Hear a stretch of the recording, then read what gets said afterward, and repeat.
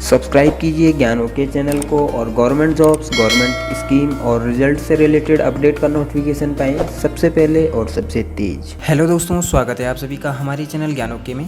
तो दोस्तों, केंद्रीय विद्यालय एडमिशन फॉर्म कक्षा 1 के लिए तो ऑनलाइन भरे जाते हैं, लेकिन कक्षा 1 से जो आगे की क्लासेज होती हैं उनके लिए फ़ॉर्म कैसे भरना होता है, फ़ॉर्म कहाँ से डाउनलोड करना होता है, ऑफ़लाइन या ऑनलाइन फ़ॉर्म भरे जाते हैं, अगर ऑफ़लाइन भरे जाते हैं तो फ़ॉर्म कहाँ से आपको डाउनलोड करना है या कहाँ से फ़ॉर्म लेना है, और अगर ऑनलाइन फ़ॉर्म भरे जाते हैं तो कैसे भरे जाते हैं, इस वीडियो में मैं पूरी जानकारी आपको देने वाला हूँ।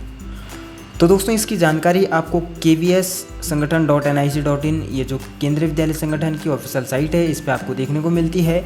यहाँ एकेडमिक का एक ऑप्शन आपको मिलता है होम पेज पर ही। यहाँ आप उसमें आएंगे और एडमिशन गाइडलाइंस पे क्लिक करेंगे। एडमिशन गाइडलाइंस पे जब आप क्लिक कर लेते हैं तो आपका जो 2021-22 का जो एडमिशन गाइडलाइन की जो PDF होगी, जैसे कि यहाँ देख रहे हैं आप, एडमिशन गाइडलाइन 2019-20 यहाँ ये आपको दिख रहा है। इसी तरह 20-21 दिख रहा है, और इसी तरह नई जो गाइडलाइन आएगी 21-22 की गाइडलाइन आएगी, उसमें आप इसके बारे में जानकारी देखेंगे कि कहाँ से आपको ये फॉर्म भरना है, और उसमें आप देखेंगे कि फ़ॉर्म कब से कब तक भरे जाएंगे और कैसे भरे जाते हैं, ये मैं आपको बता देता हूँ।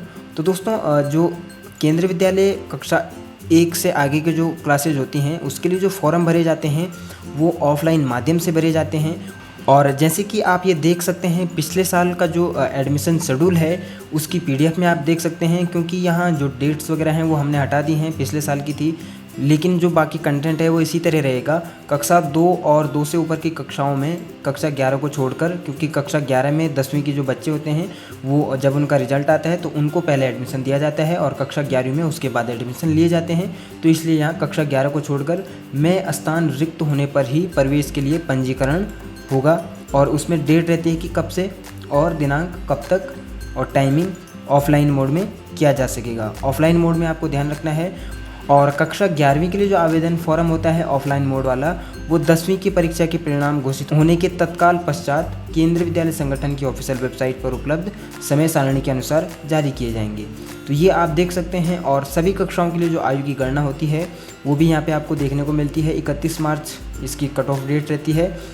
अब मैं आपको बता देता हूँ कि इसका फॉर्म कहाँ से आपको डाउनलोड करना है, और ये इस तरह का कुछ फॉर्म होता है, ये देख सकते हैं आप। ये फॉर्म कैसे भरा जाता है पहले वो बता देते हैं, और डाउनलोड कहाँ से आपको करना है फिर वो आपको बता देंगे। तो केंद्रीय विद्यालय का नाम यहाँ आता है, किस केंद्रीय विद्यालय में आपने एडमिशन अपने बच्चे का करवाना है, और रीजन कौन सा है, जैसे कि दिल्ली रीजन है या देहरादून रीजन है या फिर कोलकाता है, वो यहाँ आएगा, और केंद्रीय विद्यालय का नाम यहाँ पे आएगा। उसके बाद यहाँ पे रजिस्ट्रेशन नंबर आपने छोड़ देना है, ये केंद्रीय विद्यालय के द्वारा भरा जाता है।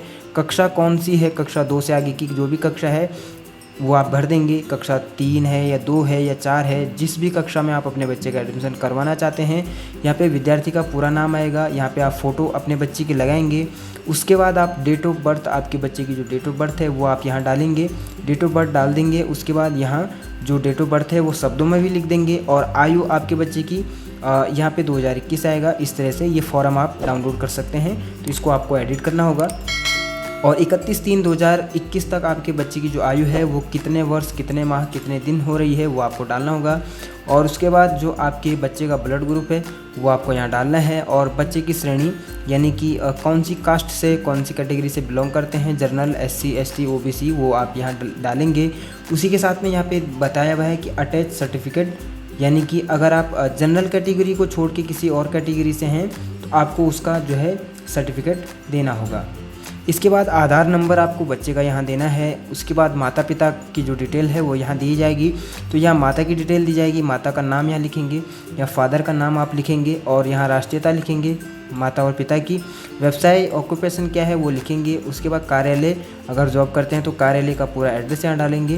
प्राइवेट जॉब वाले, सरकारी जॉब वाले दोनों इस फॉर्म को भर सकते हैं, दोनों अप्लाई कर सकते हैं।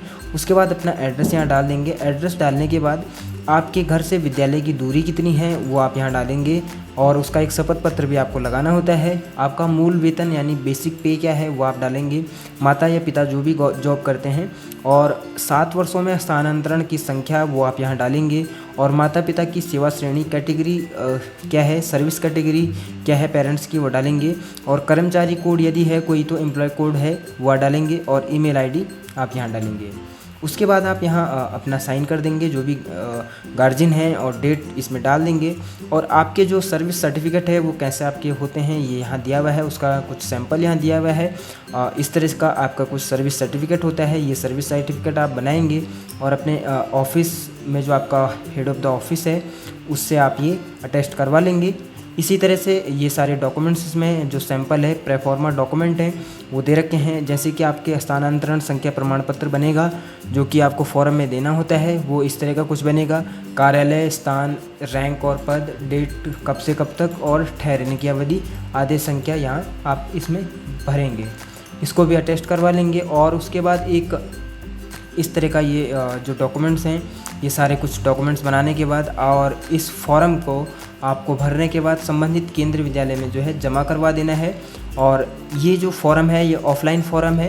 कक्षा 2 से आगे की क्लासेस के लिए जो फॉर्म भरा जाता है केंद्रीय विद्यालय में, इस तरह का कुछ ऑफलाइन फॉर्म होता है। और यही फॉर्म जो है कक्षा 2 के बाद या कक्षा 2 और उससे आगे की जो क्लासेज है उनके लिए भरा जाएगा। इसी तरह से फॉर्म भरा जाएगा, चाहे गवर्नमेंट जॉब वाले हों चाहे प्राइवेट जॉब वाले हों, यही फॉर्म सभी के लिए होता है।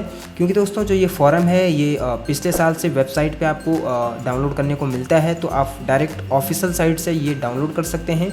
इसके लिए आपको केंद्रीय विद्यालय की जो ऑफिशियल वेबसाइट है इस पर आपको आ जाना है। तो दोस्तों कक्षा 2 और उससे आगे के लिए जो फॉर्म है ऑफलाइन फॉर्म यहाँ दिया गया है और उसका डाउनलोड लिंक यहाँ पे है, आप यहाँ से डाउनलोड कर सकते हैं। और कक्षा 11वीं के लिए जो फॉर्म है वो यहाँ दिया गया है, उसका भी डाउनलोड लिंक यहाँ पे दिया हुआ है। तो दोस्तों इस वीडियो में आपने देखा कि केंद्रीय विद्यालय में कक्षा 2 और कक्षा 2 से आगे की क्लासेस के लिए फॉर्म कहाँ से आपको डाउनलोड करना है, कैसे आपको फॉर्म भरना है और किस तरीके का फॉर्म का सैंपल होता है आपने ये जाना।